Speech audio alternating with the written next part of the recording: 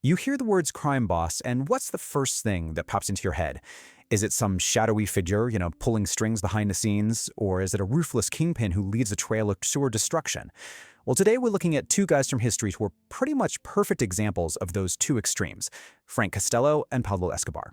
They both climbed to the absolute top of the criminal world, but the way they did it, the whole philosophy on power, couldn't have been more different. Okay, so let's just jump right in. On one side, you've got Frank Costello. They called him the Prime Minister of the American Mafia. And his greatest weapon? It wasn't a gun. Nope. It was his deep, deep influence over politicians and judges. And then on the other side, you have Pablo Escobar, the king of cocaine, whose entire empire was built on a foundation of just pure, unfiltered terror. One guy ruled with handshakes, the other ruled with car bombs. So how in the world did they get there? Well, their journeys to the top were just as different as the methods. Each one was perfectly designed for the crazy political and social world they were operating in. Now, what's really fascinating when you look at this is the pacing. It tells you everything.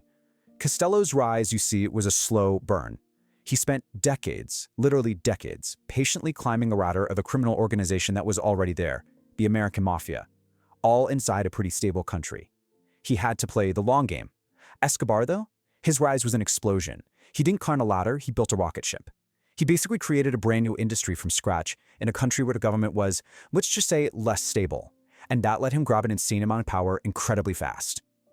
And this really gets us to the heart of it all. Their core beliefs about how to actually use power. For them, it boiled down to a simple choice: the pen or the sword. Was it going to be quiet influence, or was it going to be loud, terrifying intimidation? For Costello, who was operating inside the really solid legal system of America in the mid-1900s, violence was the absolute last resort. And think about it, it's messy, it's loud, and it brings the kind of attention from the feds that could tear down everything he'd built. He understood that in his world, a dead body was a huge problem, but a bribed judge, that was a long-term investment.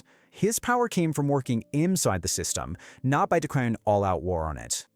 And he didn't see himself as some kind of thug, not at all. This quote really captures how he saw himself. He was a strategist, a negotiator. He wanted to be in the boardrooms and the political backrooms where the real deals were made. He operated with this kind of subtlety that honestly made him way more untouchable than a lot of the more violent guys around him. And then there was Escobar. For him, violence wasn't just a tool, it was the entire toolbox. In a country where the government's power was shaky, overwhelming force was the quickest way to get what you wanted. He even came up with a motto, Plata or Plomo, which means silver or lead. You either took his bride or he took his bullet. There was no negotiating. Terror was the only language he spoke. So the key takeaway is right here on the slide. Just look at that contrast. It's night and day. Costello's number one tool was influence, using his connections to control the system from the inside. Escobar's? Narco-Terrorism, a straight-up campaign of violence against the state itself. He used bombs and assassins to try and bend the entire country to his will. While Costello was looking for powerful politicians to be his allies, Escobar was busy building his own private army. And this way of thinking, it didn't just stop with business. No way. It defined their entire lives. The way they lived was a direct reflection of the kind of power they had. Costello lived in this gorgeous apartment in New York City. But he didn't flaunt his money in a way that screamed mob boss. He dressed perfectly, he ate at the best restaurants, and he rubbed shoulders with the city's most powerful people. His power was like this invisible force. Everybody who needed to know knew. But to the average person on the street, he was almost invisible. Escobar was the polar opposite. He wanted everyone to see his power, to be completely blinded by it. He wasn't hiding in the shadows. He was building a fortress out in the sun, a massive monument to himself that was just impossible to ignore. And this just shows you his mindset perfectly. Hacienda Naguas, it wasn't just a house. It was a giant statement, a private zoo with hippos and elephants flown in from Africa, a garage packed with vintage cars, his own bull ring, and, get this, a private airport. This was Escobar basically screaming to the world, and especially to the Colombian government, that he was a king, and he played by his own rules on his own land.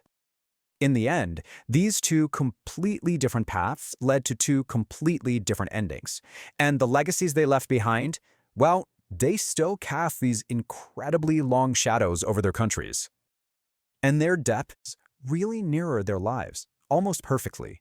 Costello, the diplomat who figured out how to master the system, he managed to survive assassination attempts and prison and eventually died peacefully of a heart attack at 82.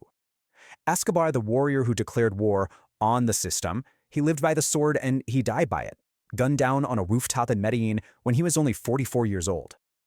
But for all their differences, here's the powerful thing they had in common. Both of their empires were built on a foundation of corruption that just rotted the institutions of their countries from the inside out. It didn't matter if it was through quiet bribes that compromised the justice system or wild bombs that terrorized it. They both showed how the ambition of just one person could totally warp the soul of a nation. So it really leaves us with this fascinating question. Costello's quiet influence led him with a long, full life. That Escobar's reign of terror made him a global icon, a name that everyone around the world still recognizes decades after he died. It makes you wonder, when it comes to the legacy of power, is it better to be felt in the halls of government or feared on the streets? Which one truly lasts?